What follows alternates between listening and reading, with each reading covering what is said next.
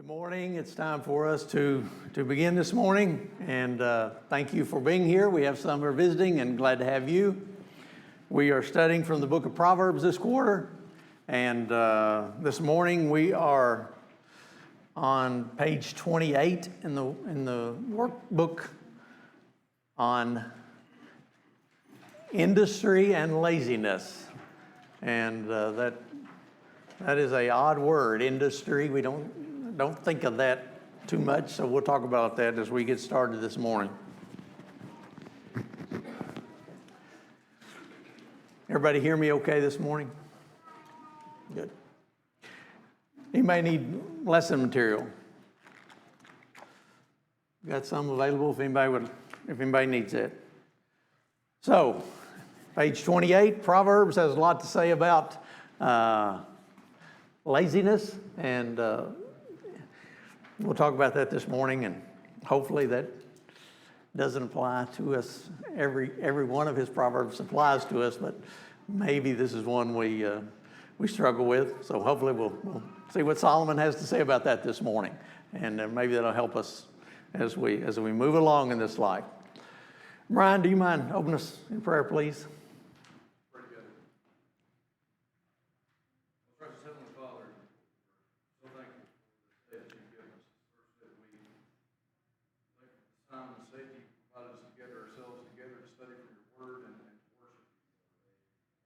Privilege and mercy and a grace that you bestowed upon us, so we be unworthy to come into your presence. We're thankful, Lord, for your Son, who made this day, who made this avenue of prayer and our ability to approach your throne possible. Thankful for him coming to this earth to live and die as our example and our Savior. Heavenly Father, we are thankful for all the members here who put forth the effort to be here, to be studied up word, to participate and to grow in faith and unity. Thank you, Lord, for the teachers that have set aside the time and the dedication to study your word, to present it to us as students. Pray that you be with each one of them, your Heavenly Father, to lead their classes in an orderly manner, in a manner that's easy to understand. Help us as students, Lord, to empty our hearts of the thoughts of the world. Help us to fill them with your word and with your Thank you for this time together. Pray that you be with us throughout the remainder of this day. Amen. Thank you. I like that. Studied up. Pray that we're all studied up this morning, ready to jump into Proverbs and learn some things about what Solomon has to share with us here. So as we look at the title of this lesson this morning, it says industry and laziness. And industry is not a word that I think about when I think of the opposite of laziness. Somebody help me. Did anybody look up industry and put that in our terms today?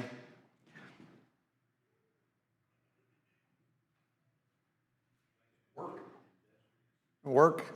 If you looked up industry, for the definition, it's diligence in a pursuit of something, and particularly in employment. So we don't think about. I don't use that word industry. You might use it, but diligent in pursuit of something. You're industrious, I think is where we get that word. And then the opposite of that, obviously, is laziness. And there's lots of proverbs that will help us figure out what laziness is. And while we're at it, it talks a lot about in our Proverbs 6, verse 6, there at the top of the page. Go to the ant, you sluggard. Consider her ways and be wise.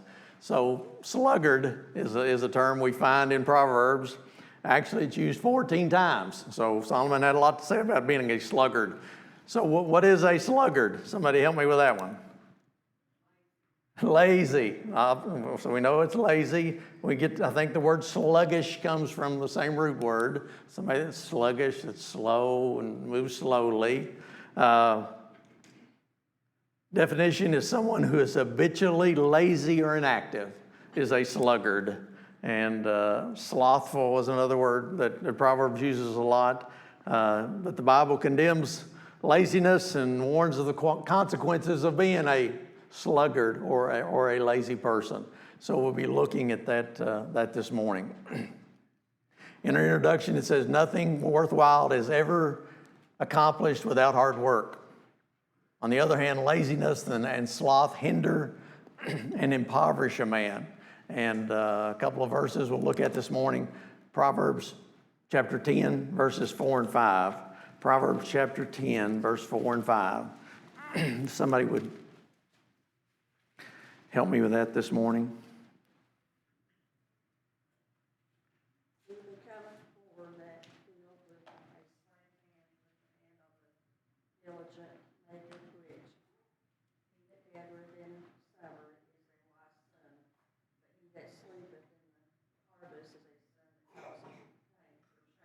Okay, so the first part of that, he who has a slack hand, my version says, becomes poor, but the hand of the diligent makes rich. So over and over and over again, we're going to see where Solomon tells us that a slack hand, those who are not working, those who are lazy, that they will become poor, but the hand of the diligent will make one rich. And diligent, I think, means just over and doing the same thing over and over and over again, being steadfast in it over time, building up wealth over time. And I think that's Solomon's message to us throughout this. Also, let's look at Proverbs 18 and verse 9.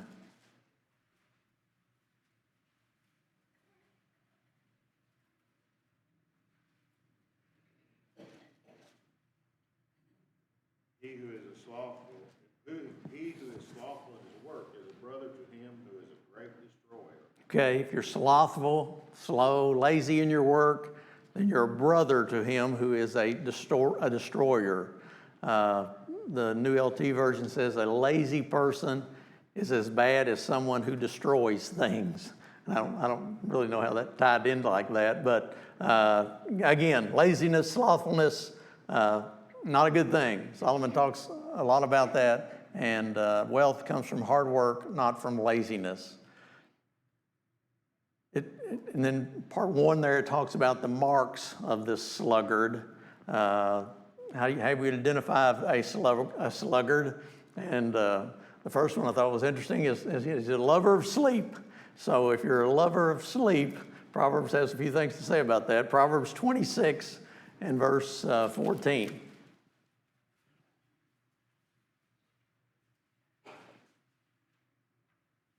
Proverbs 26 and verse 14. Somebody got that one? As the door turns on its hinges, so does the sluggard on his bed. As the door turns on his hinges, so is the sluggard in his bed. Help me with that, Jason. Just like you kind of wake up a little bit, so you flip over on the other side. It's like, I just want to sleep a little bit more, so you flip back over. Not that I have personal experience. Yeah, you've seen people do it. I've seen it, and so, yeah. I can't believe you talk about your wife like that. She is the one not to do that. But yeah, it's just like this. Yeah, like the door on its hinges, it turns back and forth, but it really doesn't move. It really doesn't go anywhere. The door's still there on the hinge, isn't it? It talks about this person who is who loves to sleep. He just wants to roll over the other way. It says, hinge to his bed, tossing back and forth. He sleepily thinks, just a few more minutes. And I think we've all said that, just a few more minutes. But that person that lays there in their bed all day is not going to get much accomplished. Like the door on the hinges, not going to be anything different, is it? And then also Proverbs 6, verses 9 and 10. Well, we'll be looking at these verses are listed a lot, so it's actually 6 through 10. So if somebody look at Proverbs chapter 6, verses 6 through 10.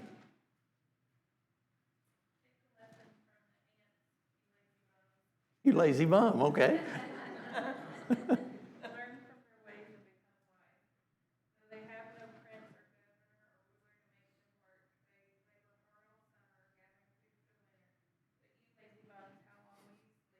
When will you wake up? A little extra sleep, a little more slumber, a little folding of the hands to rest. One more, 11. Then poverty will pounce on you like a bandit. Scarcity will attack you like an ox. Okay, so we see this Proverbs 6, and I think we've all heard this before, where Solomon says, you lazy person, go look at the ant. Consider her ways and be wise. So somebody tell me about the ant. What's Solomon trying to get us to understand about the ant and how we can learn from the ant? Ant works all the time. Okay, you don't see them laying on the couch eating potatoes. No, potato chips. Sorry. Either way, eating a big potato. So they're moving all the time. What else about ants? Never quits. Focused on the task. Good. Got something to accomplish. This verse says that in the summertime he's gathering up food, or she's gathering up food for the winter when the food won't be there. Here's the bonus question. Anybody know who a person that studies ants, what they're called? Never heard of that word. Myrmecologist. So if anybody's here a myrmecologist, you're a studier of ants. I don't know what good that would do you, but that's what they're called. It says here that and I didn't know this, but they're able to lift 20 times their body weight. So ant doesn't weigh much. They can lift 20 times their body weight. So you know what you weigh, so 20 times that. Pretty strong. The ants are pretty strong. Life expectancy of an ant. How about that one? It's pretty sad. 60 days. Ants don't last long. They get a lot of work done. They gather up. I was thinking about that. They gather up all this food for the winter, and then they don't live long enough to eat it. So I don't know what that means. But these ants, they're always preparing. They're always getting ready. You can tear down the ant hill with your foot one day, and what happens the next day? It's built back. They're always preparing. They're always busy. They're always moving. And also it says that they don't have a captain, overseer, or ruler. Why did Solomon tell us that?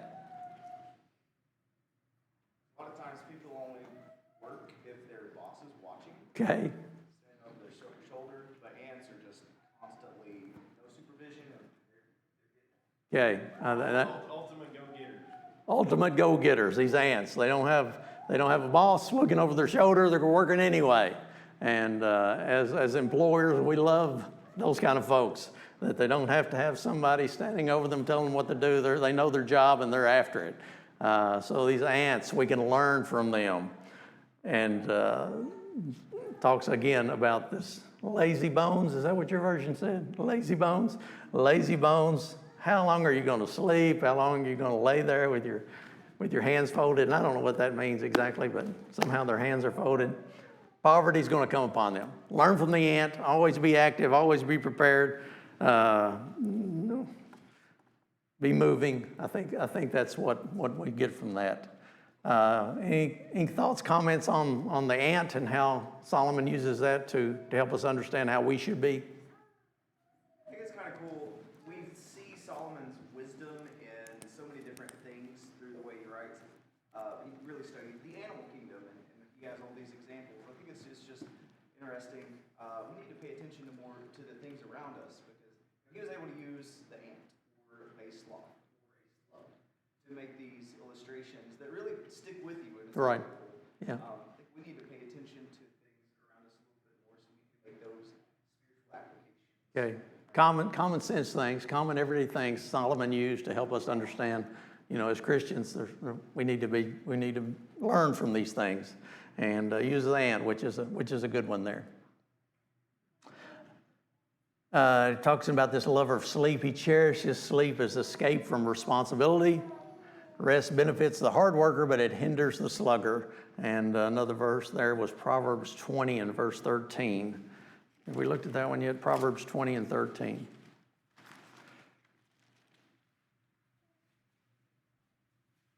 Do not love sleep, lest you become poor.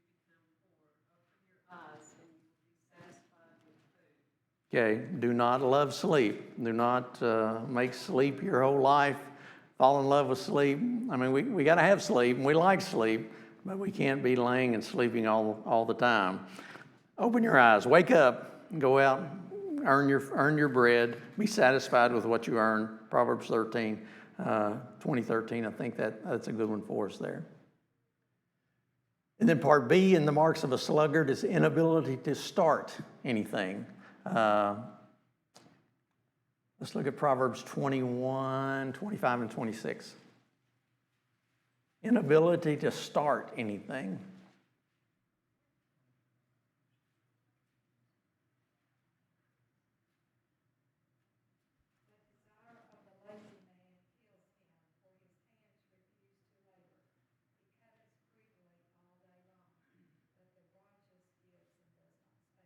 Yeah, I like that. It says the lazy man, his desires kill him. I mean, he may want something, but his hands refuse to labor. He's not gonna have any action to fulfill those desires.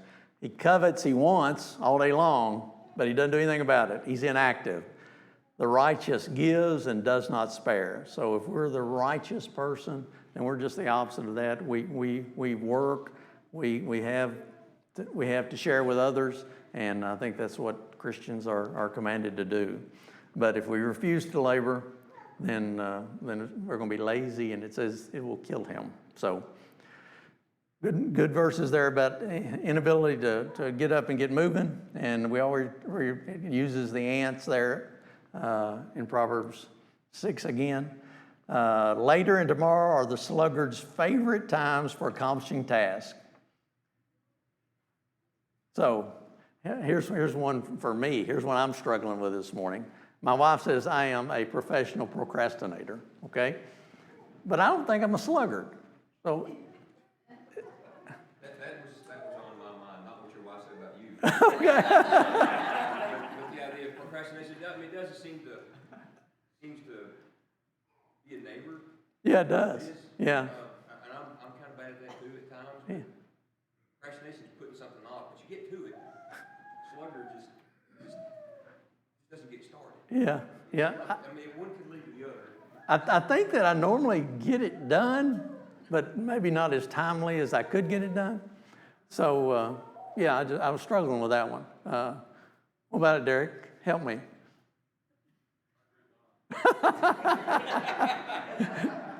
Yeah, okay, so I've got to work on that. I got something I got to work on. But it does, as Sam said, procrastination, you'll see here, is a neighbor or a close friend to a sluggard, in Solomon's eyes anyway. So. Procrastination will put it off, and then you'll work on the build up, you get more and more money, and then you want to put it off, I'm not. Yeah, it's a tough one, and I know I struggle. Well, my wife says I struggle with that, so I guess that I do. But yeah, we see that throughout this, that procrastination. Sir, You heard the sound, you're a neighbor. I'm a neighbor. Okay. So I got to work on this. I got to work. Anybody other thoughts on that one? Think you would do it spiritually. Okay. So,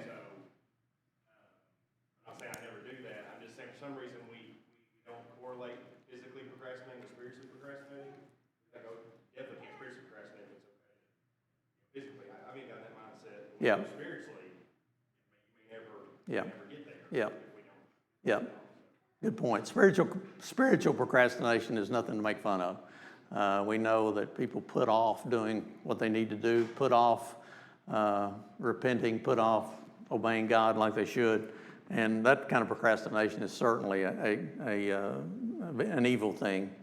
And maybe we do compartmentalize that, Ron. We got earthly things and spiritual things, and hopefully I guess we need to be active in both of those. But certainly can be a problem, inability to start, and Solomon gives us many verses to talk about that. I think its relationship to laziness would be whether you're putting it off so you can sit and do nothing for longer, or whether you're putting it off as a form of like prioritizing your tasks. Maybe you have something that's pressing and you need to do, but you have more important things. You think, well, that can wait. I mean, as long as you're busy and being industrious in the meantime, I'm not sure it's as related to laziness as it is if we think, well, I don't want to do that today. Today I'm just going to sit here and that can wait. I think that's more. So it may not be a first cousin, maybe a second cousin. Well, it depends. But yes. Yeah, good thought. Thank you. Thank you. Okay, part C, inability, if you're a sluggard, inability to stick with a task to its conclusion. And uses Proverbs 19 and verse 24.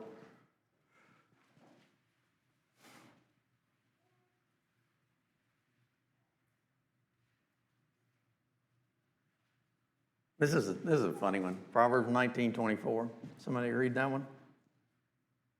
Lazy man buries his hand in plow, and will not so much as bring it to his mouth. That is pretty lazy, isn't it? Hungry, buries his hand in his bowl, but it's too lazy to bring it up to his mouth. I think the other version says lazy men take food in their hand but don't even lift it to their mouth. That is some pretty serious laziness there. Also, says he makes a promising start but doesn't have the endurance and energy and necessary for completion. Proverbs 12:27.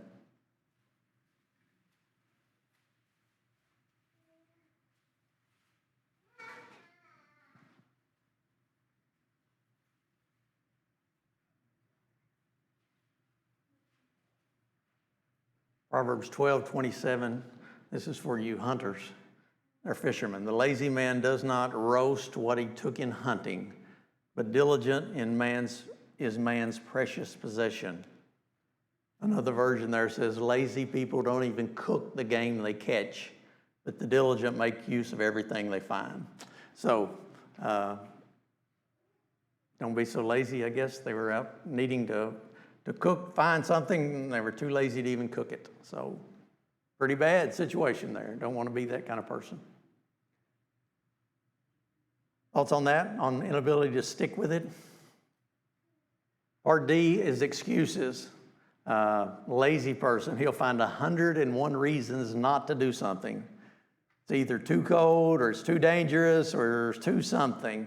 And he is a master of excuses, no matter how wild or ridiculous. So those verses, Proverbs 20 and verse 4 says, the farmer says it's too cold, I'm not going to go out.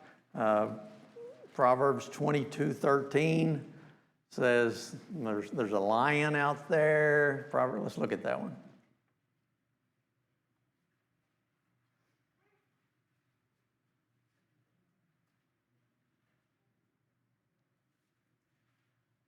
Somebody will read Proverbs 22:13.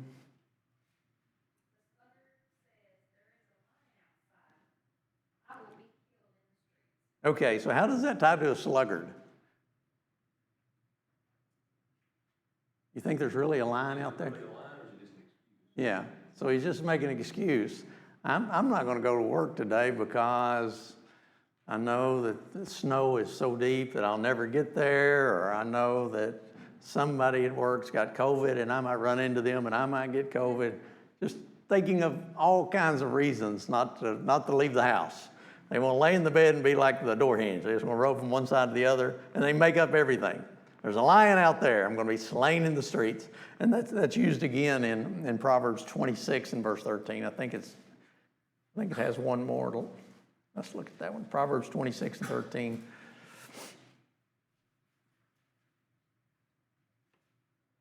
Yeah, that's right above the door hinge one. Proverbs 26:13. The lazy man says there's a lion in the road. A fierce lion is waiting in the streets. As the door turns on his hinges, so does the lazy man on his bed. So that Proverbs 26 has got several things there that we'll be looking at this morning. It's got the verse that says, verse 16, Proverbs 26:16. The lazy man is wiser in his own eyes than 7 men who can answer sensibly. Somebody help me with that one. What is? Yeah, they think they're just smarter. They're putting off, they're making excuses and for not getting things done, and they justify it by saying, I'm smarter than everybody else. There's 7 wise men trying to tell me something, but I know better than that. The lazy man is wiser, and it says in his own eyes. He's certainly not wiser, but he's wiser in his own eyes, and he makes up all these excuses. Again, Ecclesiastes, let's look at Ecclesiastes 11, verse 4. Again, Solomon speaking here, but Ecclesiastes 11, verse 4.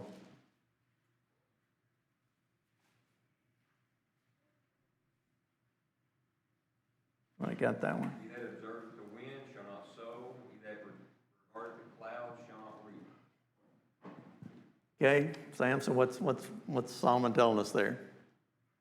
If you're waiting for absolute perfect conditions to do anything, it's never gonna happen. Okay. And the NLT version says exactly that. Farmers who wait for the perfect weather never will plant. If you watch every cloud, then you never will harvest. If you know it's going to rain, we can't do that, or you're not going to plant because you think the weather's not just right. Conditions are never going to be just right in this life. Everything's never going to be exactly perfect. So we can't just be waiting and wasting our time and twiddling our thumbs waiting for perfect time for things, because that does not happen. So Ecclesiastes 11:4 I thought was really, really good to help us understand that we can't make excuses. We just need to be out doing things. Thoughts, comments on excuses? David, you got any excuses this morning? Good. The sluggard talks about and desires success. We've all heard talk's pretty cheap. Proverbs 14:23 kind of lays that out for us. Proverbs 14 and verse 23. The New King James says, "And in all labor there is profit, but idle chatter leads only to poverty." So this idle chatter, just talking about it, not doing it, that certainly I think is what we're talking about here. Lots of people talk a good game, but there's not too many that are in the game, and that's a mark of a sluggard. Just leads to inaction, it leads to frustration, and so we don't want to be that kind of person. And then part F is that person who is a sluggard is full of advice. And that's the kind of person you like, somebody that's lazy, not getting anything done, but they've got all kinds of advice for you. Yeah, Proverbs 26:16.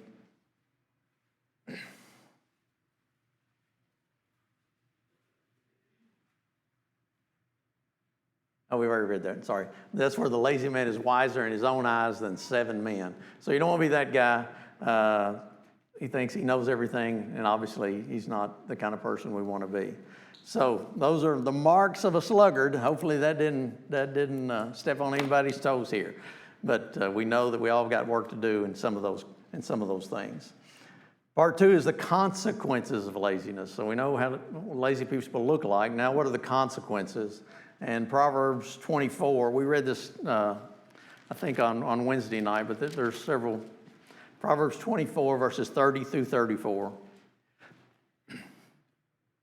Talks about this, what Solomon observed when he went by the field of this lazy man, and the consequences of that. Somebody want to read those for us? Proverbs 24, 30 through 34.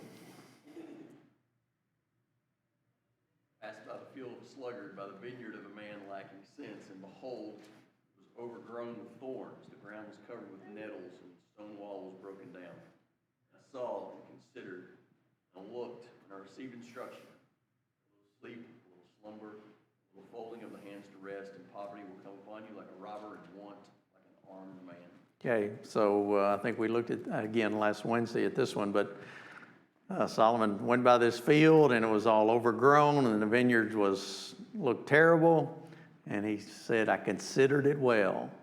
I looked at it, and I got some instruction from what I noticed, and the conclusion was the owner there evidently, a little sleep, I need a little more rest, and was not getting anything done. The field got overgrown, and poverty came upon him like a prowler. And so laziness, not looking after what you got, certainly will lead to poverty. It cannot be hidden, it says there. It's self-evident. Thoughts on that one? Very good verses there, I think. Part B, the consequences of laziness is you suffer poverty and want. Proverbs 12 and verse 11.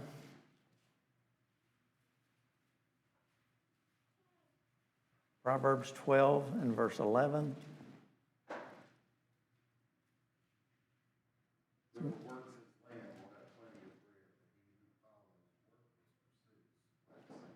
Okay, if you work your land, you till your land, you're going to be satisfied with bread. If you work, you're going to earn, you're going to have money to buy food.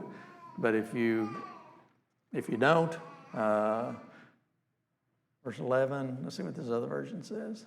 A hard worker has plenty of food, but a person who chases fantasies has no sense, as Michael's version says, lack of understanding, or Thomas said. So work hard, till your land, you'll be rewarded. If you don't work hard and you chase, and this one says fantasies, then it's going to come to nothing. Makes no sense. Very good. Thoughts, comments on that one? And we all know 2 Thessalonians 3 and verse 10.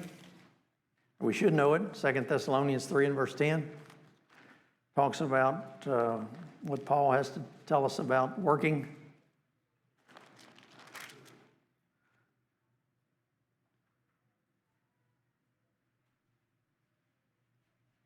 Second Thessalonians, Seth, go ahead. When we're with you, we commanded you that you would not work, neither should you eat. Okay, if you're not going to, it says, if anyone will not work, neither shall he eat. Goes on to say, for we hear that there are some who walk among you in a disorderly manner, not working at all, but are busybodies. So if we're not going to work and we're going to be busybodies, then we're going to suffer poverty and want. And Paul tells us that, as well as Solomon many, many times. Part C loses his independence, this lazy person. And this is a pretty serious one. If you look at Proverbs 12:24, close to where we just were, but somebody got that one? Proverbs 12:24.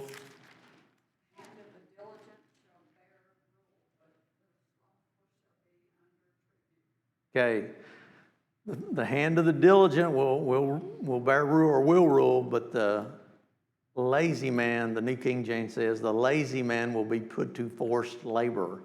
I think another version says the hard work hard and become a leader, be lazy and become a slave.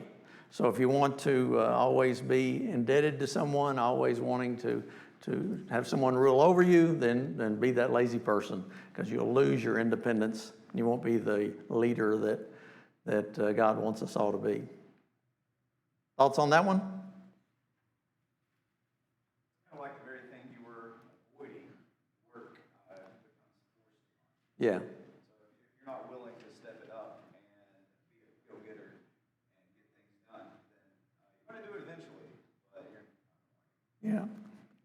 It's not going to be something that you're going to enjoy as much as if you're independent and can get out there and get things done. People notice that, and you progress that way for sure. Part D says laziness will be a perpetual frustration of getting nowhere. Proverbs 15:19 talks about the path that you're on. If you're a lazy person, what's your path going to be like? Proverbs 15:19 said, your path, the way of the lazy man is like a hedge of thorns, but the way of the upright is a highway. So if you want a lot of roadblocks, you want to run into a lot of hedges, then be lazy. But if you work hard and be diligent about things, then you're going to be on a perpetual, it says, highway. So that's the road we want to be on, the highway. We don't want to be on the one that's blocked with hedges all the time. So lots of consequences to being lazy. And then part E, the last one there says the one of the other consequences is you're an irritant to your employer. So an irritant to your employer. Proverbs 10:26. You don't want to be an irritant to your employer.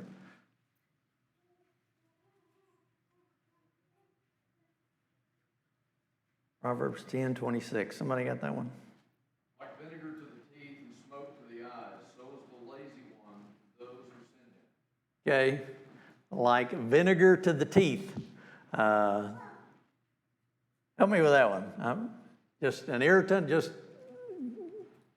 I've never had vinegar on my teeth, I don't think. Tastes awful?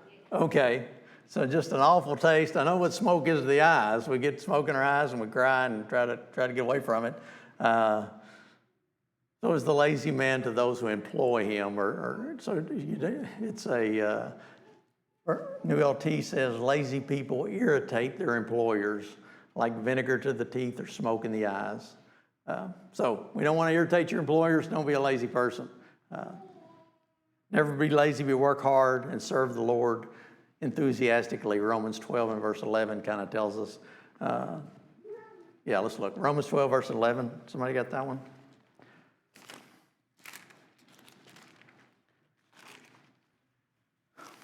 Talking about all these things that Christians should be.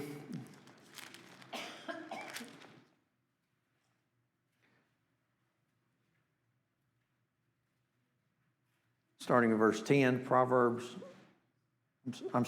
12 and verse 10, talking about us. Be kindly affectionate to one another with brotherly love and honor, giving preference to one another. And then verse 11, not lagging in diligence. I guess that's the lazy person. Be fervent in the Spirit, serving the Lord. So I think another version there, not lagging in diligence, has got slothful in business. So don't be this, don't be this sluggard. Be those who are diligent, always trying to do their best. And we've got other verses that says when we're working and we're doing our best, we're doing it for the Lord anyway. If we think I'm doing this for the Lord, I'm not doing this for whoever your employer is, then you're going to do your best. And you're not going to be that irritant. You're going to be trustworthy, and hopefully you'll progress in what you're doing. Okay, those are the consequences of laziness. Any thoughts, anything anybody want to say about those? And then it goes on to talk a little bit about the industrious and hard worker. And it says they're self-motivated, they're disciplined. It gives the ant illustration again. And then part B, they know the necessity of doing work when it needs to be done. And I think we've looked at all these verses already. Part C is this person who is working hard receives recognition. I don't think we've seen that one. Proverbs 22:29. Person who works hard receives recognition.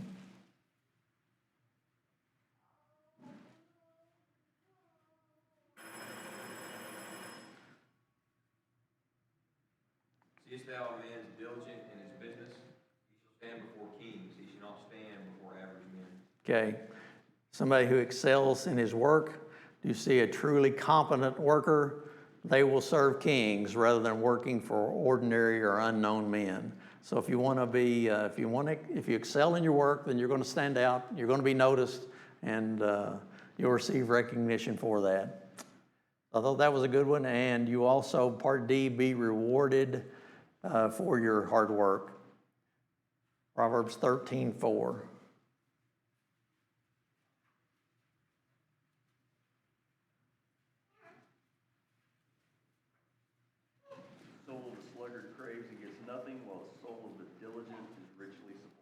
Okay, the soul again of the sluggard gets nothing. Lazy people want but get little, but those who work hard will prosper. So, lots to be said there about working hard, prospering, as the opposite of being a sluggard and being a lazy person. So we'll look at a few. All the questions were pretty good. Let's look at a few of them this morning. Is a sluggard one who lacks ability, or does he lack zeal and energy? Pretty easy, right? It's not, he's got the ability, he just lacks the zeal, and he lacks the, I use the word gumption. Anybody know what gumption means? He doesn't have any gumption. Get up and go? Yeah. Gumption is a positive thing. If you've got it, somebody that's got gumption means they're industrious and they work hard and they're resourceful, I think, but the person who doesn't have any of that He's a sluggard. He doesn't have any gumption. How about number 4? Why is a sluggard unable to accomplish much? He's not doing anything. He's not got any action. He's inactive. So that's not the kind of person we want to be. Number 5, even though his excuses seem legitimate, why does the sluggard really make excuses?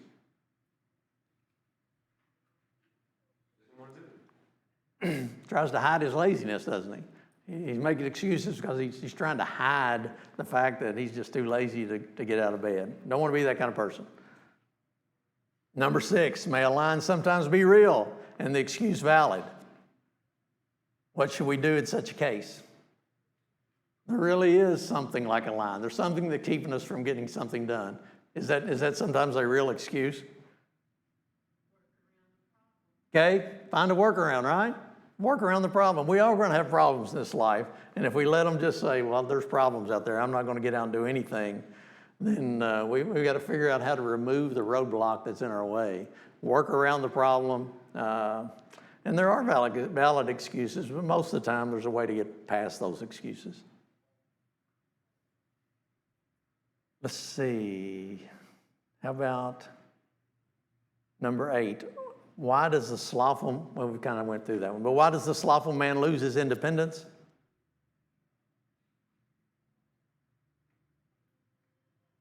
Doesn't work their way into leadership.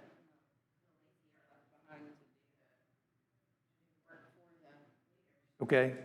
The slothful don't motivate themselves to get any position that has leadership ability or upgrade, and they just always stay in the same spot because they're not working hard. You can imagine a scenario where someone owns a house or land or something, and then they won't work, and so they can't pay for it, so they go into foreclosure, and then they're faced with all of this kind of thing. Right. Modern day application. Yep, good point. Thank you. How do you feel about a lazy employee? How do you feel about the person next to you that's not working nearly as hard as you do? How does that make you feel? You don't want to be around them, but they're working, they got the same job you got. So you got to be around them. So how do you handle that? I do my job, let them do theirs. But often it doesn't work that way. It's really frustrating. Somebody has to pick up that weight. Yeah, that's what I wrote down the word frustrated. It just makes us frustrated. We're working hard. Again, the point, we're working for God all the time. And we just easily get frustrated, irritated, but we continue to do our job because that's what God would expect us to do.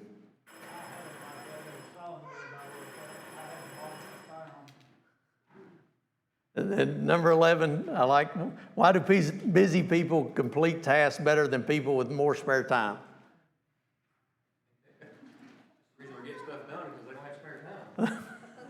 They're always busy. They're prioritizing, as we talked about, things that they want to get done. They're scheduling, and they fit things in. I think that's very true. If you want to get something done, ask a busy person. They'll get it done for you, or they'll help you get it done.